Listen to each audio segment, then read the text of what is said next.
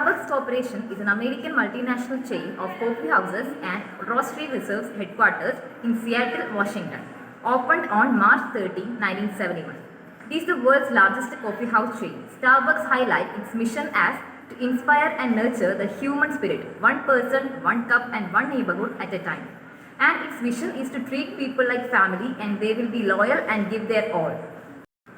The company had 33,833 stores in 80 countries, 15,444 of which were located in the United States. US-based stores over 8,900 are company operated while remains are licensed. Slogan of Starbucks is brewed for those who love coffee. Starbucks has been running full-page newspaper ads and TV ads under the heading Our Barista Promise. Love your beverage and let us know. We will always make it right. Every company has a USP. Starbucks has been running a full-page newspaper ad and TV ads under the heading of Our Barista Promise, Love your beverage and let us know.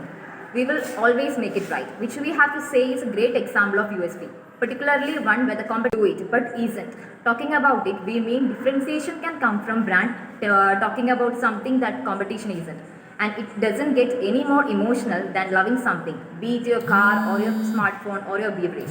If you can do that in a meaningful and engaging way, you will wake something up in consumers and you will see consumers behaving more positively towards your brand.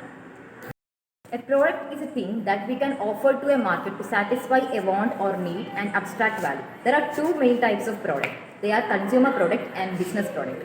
What Starbucks selling is a consumer product. In the past, Starbucks products are only limited to coffee when it starts its business in the year 1971.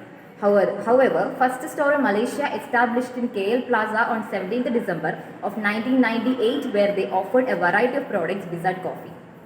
Products included beverage and food such as coffee bean, tea, chocolate, frappuccino, snacks, pastries, cakes, sandwich, crumble and etc. Now Frappuccino is their pillar brand where it's legally trademarked by Starbucks. Starbucks has its very own advantage compared to its competitors because they possessed a technology and expertise in everything. The quality of their coffee beans are top notch before they used it in their products. In addition, their product is mostly made of environment friendly ingredients such as reusable cup, whereas most of the competitors could not achieve the recycling and reducing waste concept due to the high cost involved. Furthermore, Starbucks doesn't franchise its stores to private market. It's simply because the mentality has to do a lot with maintaining high company standards from stores to stores. Next, they offer specialty coffee selections, flavors and variety. For example, Frappuccino, tea and holiday specialty drinks in different seasons. Lastly, Starbucks runs its business for a few purposes besides profit. They actually contribute some profit earned by selling certain product to social welfare. For example, every banana-based product profits are contributed to constructing a community computer center for children of the village. So, Starbucks has low-calorie and sugar-free product, non-dairy milk offerings, Ethos Water. Ethos Water is a brand of bottled water acquired by Starbucks in 2003. It is sold at locations throughout North America. Ethos bottle feature prominent labeling stating helping children get clean water. In March 2009, Starbucks introduced a line of instant coffee packets called VIA, Ready Brew, was first unveiled in New York City with subsequent testing of the product, also in Seattle, Chicago and London. The first two VIA flavors include Italian Roast and Colombia, which were then rolled out in October 2009. In September 2012, Starbucks announced plans to introduce the Versimo, a consumer-grade single-serve coffee machine that uses sealed plastic cup of milk pot for lattes. In November 2012, Starbucks Versimo became publicly available.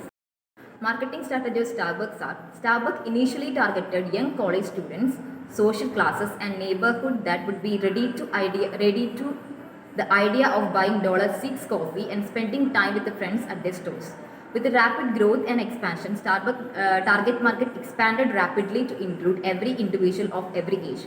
In the foreign countries, they began targeting small town, rural communities, ethnic neighborhood, highway rest stop, etc. In Singapore, Starbucks started the target from the office workers who would need a good coffee while in rushing to work. Following that, practically every individual of every age became their target. However, in Singapore, we still can see that only those very sociable, well aware of good coffee and young tend to hang out at Starbucks. We rarely see that an elderly or a family sitting Starbucks for coffee. Starbucks' marketing strategy involved positioning its outlet as a place where consumers can spend time other than their home or work. Each of its stores was made as comfortable and relaxing as possible. Not only that, they tried to make it accessible and readily available where most people go to relax. For example, shopping malls where most friends choose to hang out, especially the ladies. And ladies, as well as all know, are very sophisticated people who liked everything good and of top class quality. The coffee giant achieved the comfort through comfortable furniture and relaxing music. Over the past several years, Starbucks also included offerings such as wireless internet, handicapped access, complimentary books, and common area for collaboration. While Starbucks stores are positioned as locations where customers can spend time in a comfortable setting, their product line are positioned at the higher end in regard of price and quality. Then the pricing strategies are, Starbucks products are priced higher than most other brand coffees due to their image its brand carries. However, they knew just how to put a higher price and yet to get the targeted market to buy their coffee without thinking twice. Starbucks began to offer a $1 bottomless 8 oz cup of coffee with unlimited refills that cost approximately 15 cents less than any other Starbucks product. They also implemented value strategies that emphasized more on inexpensive product rather than being perceived as unaffordable to price-skittish consumers. For example, the introduction of $3.95 breakfast pairings, including popular breakfast items paired with a coffee and highlight $2 brewed coffee instead of more expensive specialty drinks. When quality becomes the desire of target market, the pricing is no longer much as an issue. That is somewhat the case of Starbucks. They have created such an experience, the Starbucks experience, that most of their customers go back to their coffee because the ambience, comfort, and their great coffee, even if they could get an almost similar coffee for half of the price at some other coffee outlet. Promotional strategies, Starbucks has implemented numerous promotions to reach its target market. One of the promotions that Starbucks has used in the Starbucks card. Starbucks card is a technique that gives customers the opportunity to promote Starbucks product through a referral system. When a customer purchases a gift card, it only shows brand loyalty, but it also provides a company with free advertising and bring in new customers. Starbucks also provides a card for corporate sales which are used for extrinsic reward to show employee appreciation for a job well done or a gift to a client. Another promotional implementation is that they deliver coffee to office or workplace without any coffee size restrictions. There are very few rare coffee outlets that are willing to deliver without placing any conditions or restrictions. Thirdly, they appeal to a diverse customer base or by offering international teas and coffees to accommodate those customers that want a taste from home or locals that enjoy tea. Lastly, using the aid of performing a good deed as a means of promotion, Starbucks contributes to several non-profit organizations as a way to improve brand image and awareness in local communities. Who is the best competitor of Starbucks? Dunkin Donuts, McCafe, and among the most significant competitors, though both will trail Starbucks in the market share by 2023.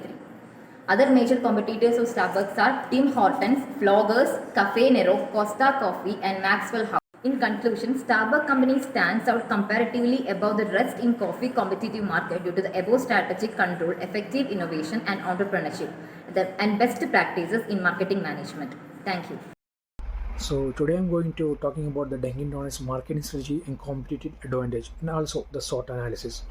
Dunkin Donuts, popularly known as Dunkin, is a chain of coffee and baked goods restaurant that offer more than 15 varieties of donuts, including premium beverages, bagels, and breakfast sandwiches. The company was founded in 1951 by Bill Rosenberg and signed its first franchisee agreement in 1955.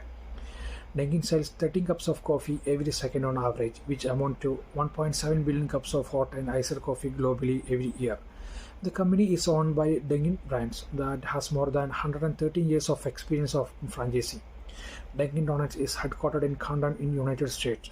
The company has estimated revenue of 1.37 billion and has registered steady growth in revenue the past 8 years. The largest growth from 2015 to 2016 when it increased from 811 million to 1.25 billion. Some top Dunkin Donuts companies are Burger King, Domino's, KFC, Subway, and Starbucks. Now we can look into the competitive advantage and the marketing strategy of Dunkin' Donuts.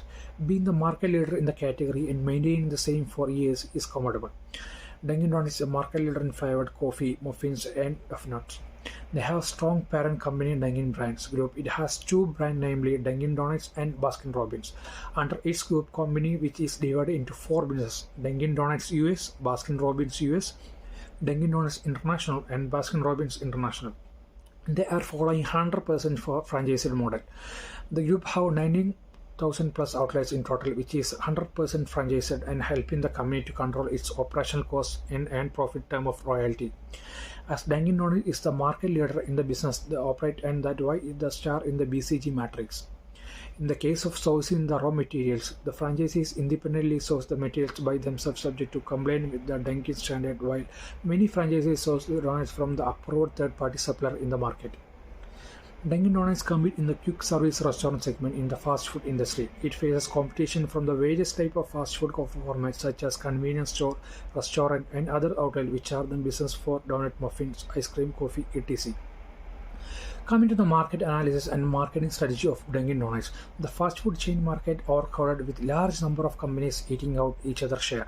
Since the industry runs quick service restaurant segment and operating in the franchised model, the exit and entry is close with the franchisee while the company's operation cost is low.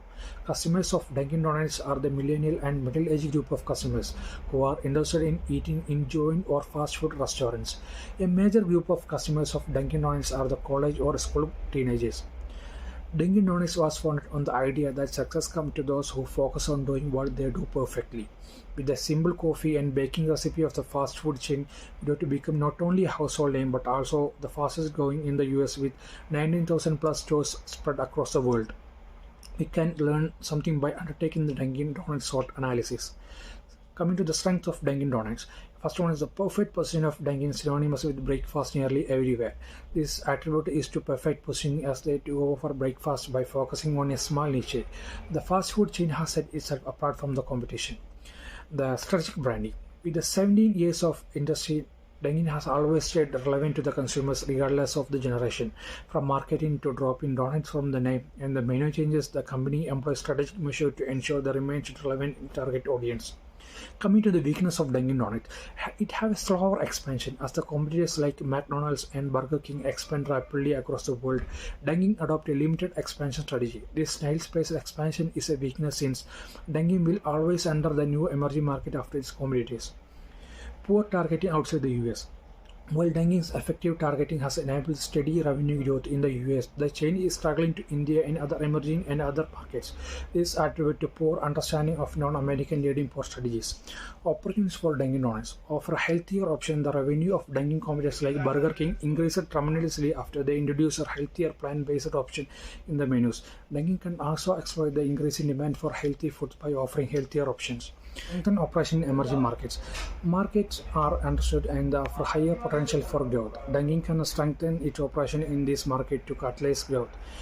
Coming to the threat of Dunkin' Donuts, intense competition with strong competitors like Burger King, KFC, Starbucks, Pizza Hut, and Domino's. Dunkin's market share and profit are always under threat.